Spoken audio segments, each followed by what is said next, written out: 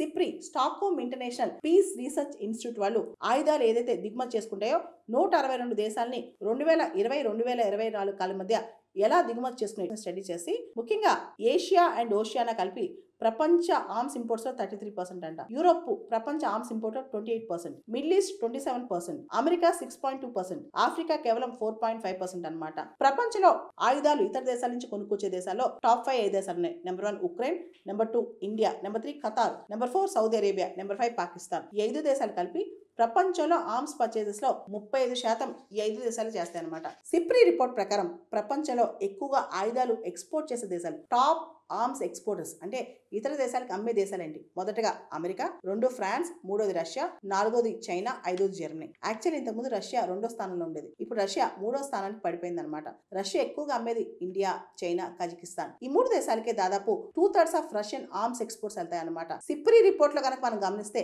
ప్రపంచంలో టాప్ 10 ఏ దేశాలు అయితే ఆయుధాలు ఇంపోర్ట్ చేసుకుంటున్నాయో టాప్ 10 ఆర్మ్స్ ఇంపోర్ట్స్ లో 4 దేశాలు ఏషియాలోనే ఉన్నాయి. India, Pakistan, Japan, Australia. World మొత్తంలోకి సిప్రి రిపోర్ట్ ప్రకారం ఏ దేశాలు అయితే ఆర్మ్స్ ఎక్కువ ఇంపోర్ట్ చేసుకుంటున్నాయో టాప్ 10 లో 4 ఏషియా నుంచే ఉన్నాయి.